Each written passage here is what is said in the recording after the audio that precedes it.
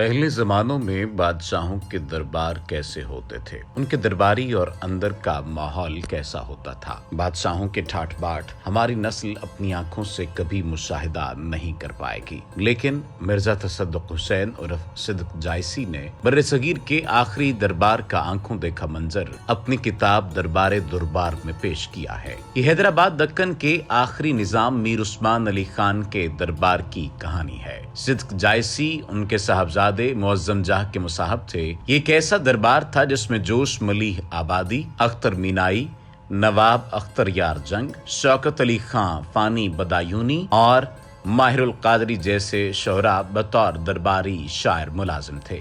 دربار دربار کے مصنف صدق جائسی نے 1936 کے آخری مہینوں میں حیدرآباد دکن میں قدم رکھا اور دہائیوں تک وہ شاہی دربار سے وابستہ رہے۔ ڈیلی پاکستان ہسٹری پر ہم اس سیریز میں صدق جائسی کے اپنے الفاظ میں ناظرین کو درباری ماحول سے آگاہ کریں گے۔ یہ سیریز ایک آپ بیتی کی شکل میں گزشتہ سے پیوستہ طرز پر ناظرین کی خدمت میں پیش کی جائے گی۔ ہمارا مشورہ ہے کہ اگر کوئی ناظر بعد میں اس سیریز کے ساتھ جڑے تو وہ پہلے کی قسطیں ضرور دیکھ لے تاکہ اس کو سیاق و سباق کی سمجھ آ جائے۔ پچھلی قسطوں میں ہم نے شاعر فانی بدایونی کا قصہ بیان کیا تھا۔ اس قسط میں ہم باپ اور بیٹے کے دربار کا فرق بتائیں گے۔ ناظرین، اعزازی مصاحبت کے معنی ہی یہ ہیں کہ دربار سے مصاحب کو کوئی مالی امداد نہیں ملتی، بلکہ ایمان کی پوچھئے تو ہم لوگ جن کا تعلق جونیئر پرنس کے دربار سے تھا، بادشاہ ذی جاہ کے مصاحبوں سے کہیں بہتر تھے، کیونکہ ہم لوگ ڈنر پرنس کے ساتھ کرتے تھے، آرام دہ صوفوں پر بیٹھتے تھے،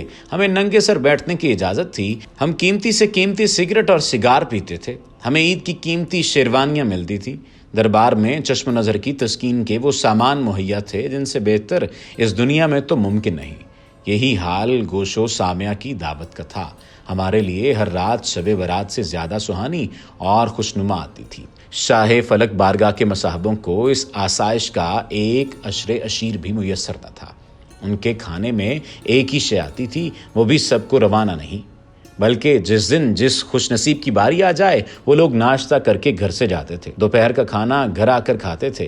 یہی صورت دوسرے وقت کی مصاحبت کی تھی۔ چائے گھر سے پی کر دربار میں گئے، مغرب سے پہلے رخصت مل گئی کہ شام کا کھانا اپنے گھر کھائیں۔ بیٹھنے کے لیے ان کو کبھی ایک تپائی بھی نصیب نہ ہوئی۔ جس طرح مقام میقات سے بعض چیزیں حاجیوں پر حرام ہو جاتی ہیں، بلا شبہ یوں ہی آرام و آسائش کی تمام چیزیں شاہی درباریوں کو آستانہ مبارک پر پہنچنے کے بعد حرام ہو جاتی تھی، کیونکہ ان میں سب کے سب امیر ابن امیر ہوتے تھے جنہیں بچپن میں استاد ان کی شخصیت کی وجہ سے بینچ پر کھڑا نہ کر سکا تھا۔ وہ سزا قدرت جوانی کے بعد دربار شاہی میں پہنچا کر انہیں اس طرح دلواتی تھی کہ شاہ عرش جا کے سامنے درباری لباس میں پیروں کھڑے رہتے تھے۔ بتقاضائے فطرت کھانسی آنے پر بضد ہے، مگر کھانسنا آداب دربار کے خلاف ہے۔ کھانس نہیں سکتے، دم رو کے کھڑے ہیں، گلا گھٹا جا رہا ہے لیکن دم نہیں مار سکتے۔ کھجلی بری طرح ستائے ہوئے ہے، مگر کھجانا دربار میں جائز نہیں ہے، اس لیے کھجا نہیں سکتے۔ پیشاب پخانے پر انسان و حیوان کسی کو قابو نہیں، مگر یہ درباری وہ بندگانے مجبور ہیں کہ اس پر بھی قادر نہیں۔ جب دربار سے چھوٹیں گے تو دیکھا جائے گا۔ پیٹ میں ریا ہلچل مچائیں مگر منہ سے اف تک نہیں کر سکتے۔ اتنا بھی تو ان کی قدرت میں نہیں کہ کھڑے کھڑے ایک پاؤں ہی کو اٹھا لیں۔ اسی لیے جب دربار سے چھوٹتے تو وہ راحت محسوس کرتے تھے جیسی راحت شاید ہی کبھی کسی مزدور کو مزدوری سے چھوٹنے کے بعد محسوس ہوئی تھی۔ ایک شام میں سائیکل پر جا رہا تھا کہ راستے میں نواب منظور جنگ کا مکان تھا۔ اتفاق سے نواب سامنے ہی برآمدے میں مونڈے پر بیٹھے تھے۔ دور ہی سے صاحب سلامت ہوئی۔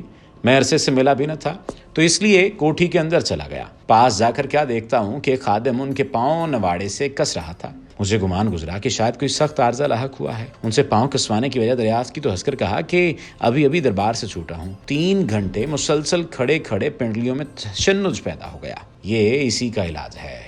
پھر بولے کہ 2 وقت کی یہ مشقت اب ناقابل برداشت ہو گئی ہے، مگر کاتب تقدیر کا لکھا آدمی مٹا بھی تو نہیں سکتا۔